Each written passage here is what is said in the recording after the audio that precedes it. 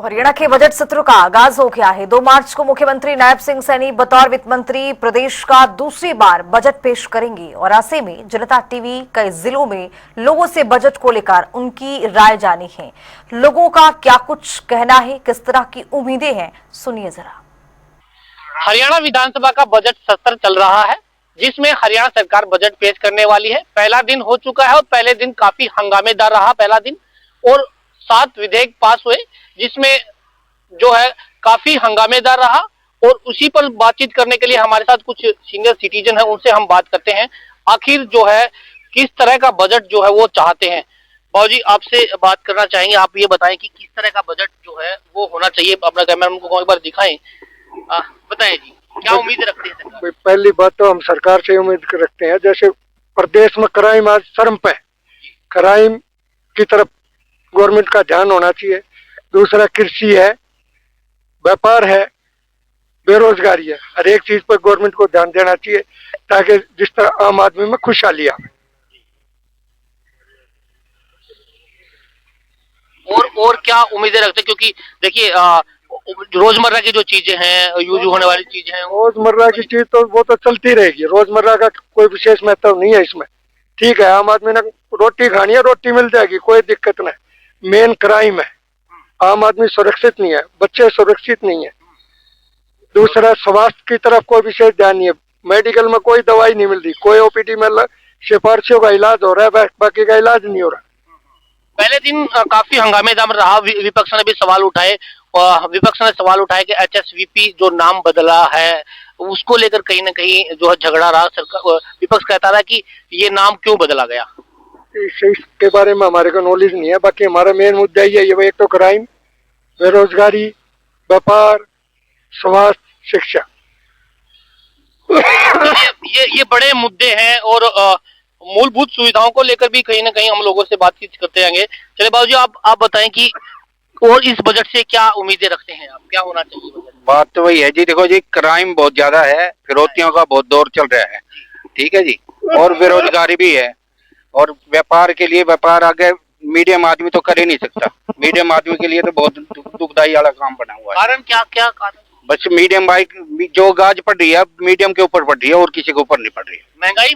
महंगाई के ऊपर मिला लो। अच्छा, सुरक्षा को लेकर कहीं ना कहीं बड़े सवाल जो है उठते दिखाई दे रहे हैं। कारण क्या दिक्कतें आ रही है? सरकार तो जो खुली छूट दे रखी है, पुलिस कह रही है कि हम तो गोली, जैसे ही बदमाश दिखता है गोली मारते हैं, गोली से जवाब देते हैं। जी बाबू बताएं। रोटी ज्यादा मांगा है, लोग बदमाश ज्यादा हो रहे हैं, आपस में मांग लग रहे हैं, कुछ गैंगस्टर को खत्म करना चाहिए। चलिए, और क्या उम्मीदें रखते हैं आम आदमी के नाते?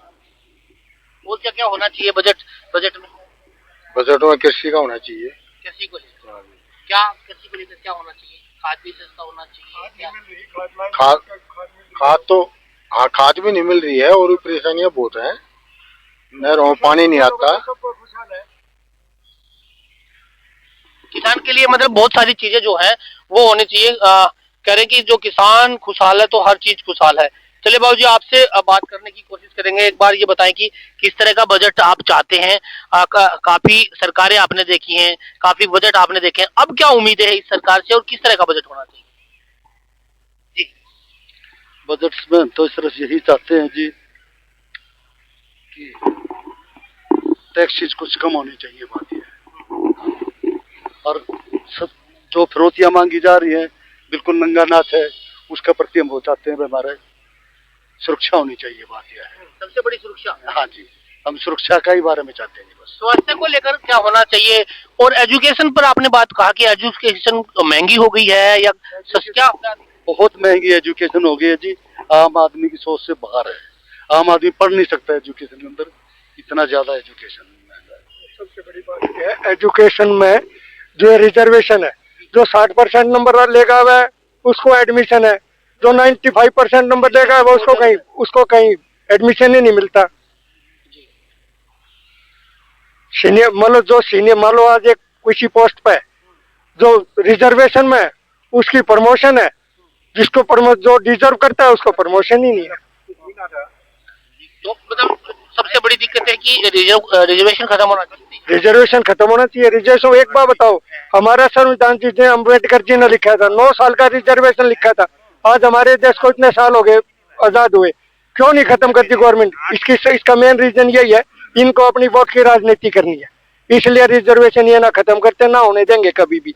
लोगों को लड़ाई रखेंगे, तब ये अपनी वोट की राजनीति इनकी चलती रहेगी। तो मूलभूत सुविधाओं को लेकर, किसानों को लेकर आप क्या कह रहे हैं? किसानों का यही है, किसानों को टाइम पर खाद नहीं मिलता, टाइम पर पानी नहीं मिलता, किसान बेचारा मर रहा है, लाइन में लग कर खाद ले रहा है, टाइम पर खाद नहीं मिलती, टाइम पर पानी, नहरी पानी नहीं मिलता। तो ये बहुत सारी उम्मीदें जो है वो लेकर बैठे हैं लोग, उनका यही कहना है कि किसानों को लेकर भी जो सब्सिडी जो है वो दी जानी चाहिए, सब्सिडी और बढ़ा देनी चाहिए। और भी लोग, एक बार और भी बात कर लेते हैं। चलिए बाबू जी, आपसे और आखिरी बार सवाल, आपसे सवाल ये बताएं कि बजट आने, चलिए कहीं ना कहीं लोग जो है वो ये कहते नजर आ रहे हैं कि सरकार जो है वो आम आदमी को ध्यान में रखकर बजट पेश करे, ताकि जो है मूलभूत सुविधाओं का ध्यान रखा जाए और महंगाई से निजात मिले।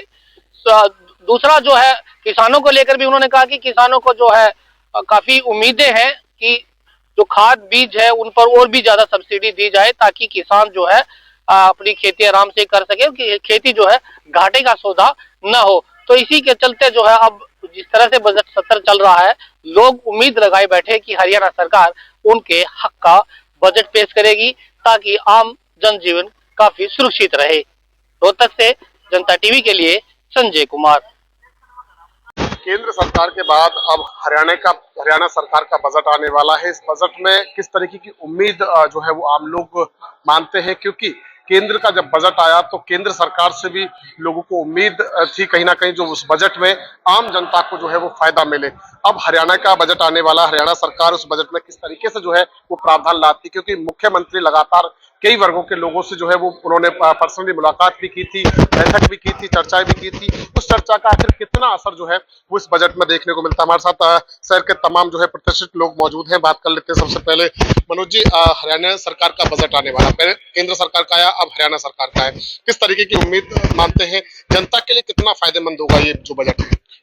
इनका जो बजट जो हर साल हम देखते हैं कि जुमलों पे टिका होता है, और हम अगर अपने बल्लभगढ़ विधानसभा क्षेत्र की बात करें तो एक कैबिनेट मंत्री भी हमने दिया और 3 बार से विधायक भी बीजेपी के हैं, लेकिन उसके बाद भी हम देखें कि हर बार बल्लभगढ़ को के साथ एक सोतेला व्यवहार किया जाता है। आज उनकी सड़कों के हालात देखिए, स्कूलों के हालात देखिए, मतलब कहने के लिए तो सब कुछ होता है, क्या कागजों के ऊपर एक बजट भी पास करते हैं लोग, लेकिन वो धरातल में कहीं नहीं दिखाई देता। तो ये सरकार पिछले 10 साल से संतों को बेवकूफ बनाने का काम कर रही है, और आगे वाला समय बताएगा कि क्या होता है। आने वाला समय बताएगा क्या होता है। सरकार तो बहुत सारे दावे करती है, इस बार मुख्यमंत्री ने बैठक भी की है, चाहे व्यापारी वर्ग हो, चाहे इंडस्ट्रियल वर्ग हो, तमाम लोगों से बैठक भी की है, विचार विमर्श किया है। क्या लगता है इसका कोई फायदा मिलेगा यहाँ पर? नहीं, कोई फायदा नहीं मिलने वाला, ये सिर्फ एक जुमलेबाजी है, इस तरह का कुछ नहीं है। अगर सरकारों को करना चाहिए तो सरकारों को 2 चीजों पर काम करना चाहिए, एक एजुकेशन पे बजट लाना चाहिए, एक हेल्थ के ऊपर लाना चाहिए। इनको फालतू की चीजें जो फ्री में बांटे जा रहे हैं वो गलत है,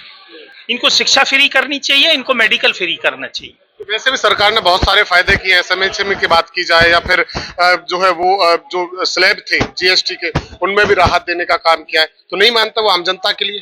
उनमें स्लैब क्या दिया है इन लोगों ने? कहां से ऑफिसर्स बिठा दिए, वो स्लैब को उद्योगपति से काट कर अपना प्राइवेट वो बना रखा है, वो वहां से साइड से ले जाते हैं पैसा। उसका क्या फायदा हुआ स्लैब को नीचे? कैसे साइड से ले जाते हैं, मैं समझ रहा था। खोरी में ले जाते हैं, मेरे से ये पूरा हरियाणा सरकार में जितनी हमारी फैक्ट्री के मालिक है, किसी से अंदरूनी पूछ के देखो, सारे के सारे दुखी हैं इस बात से।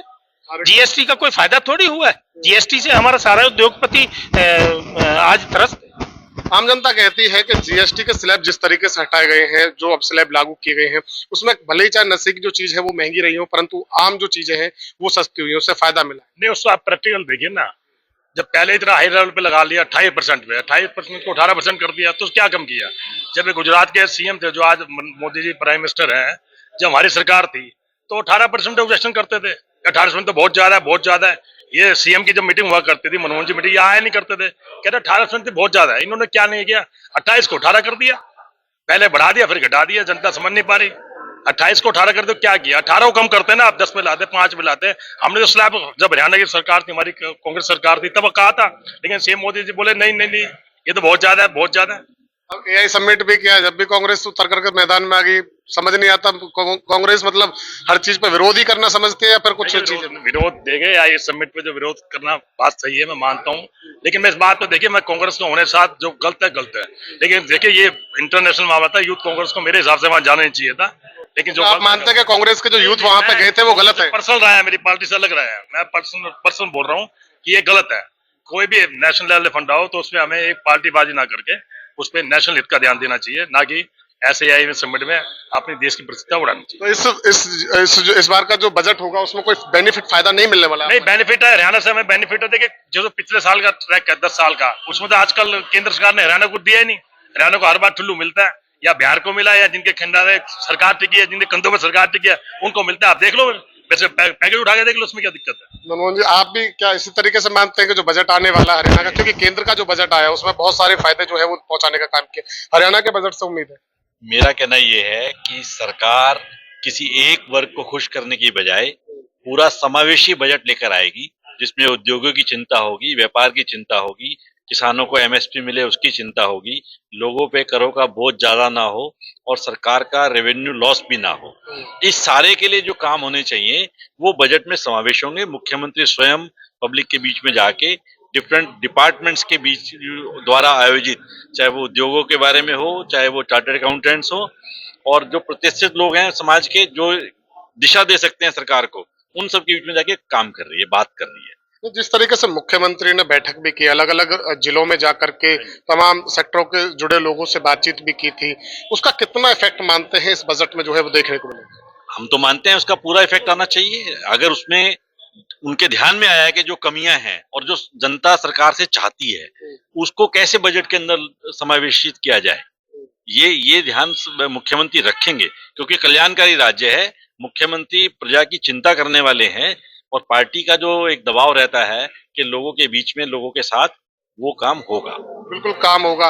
इससे पहले जितनी भी सरकारें रही हैं, मोस्टली सरकारों में मुख्यमंत्री जो रहे हैं वो अधिकतर बात नहीं करते थे लोगों से, और बजट बनता था कमरों के अंदर बैठ करके। इस बार का जो बजट है या इससे पहले का जो बजट है वो जनता के बीच में रहकर बनाया गया है। क्या लगता है वो जनता के लिए होगा या कितना उम्मीद मानते हैं? देखिए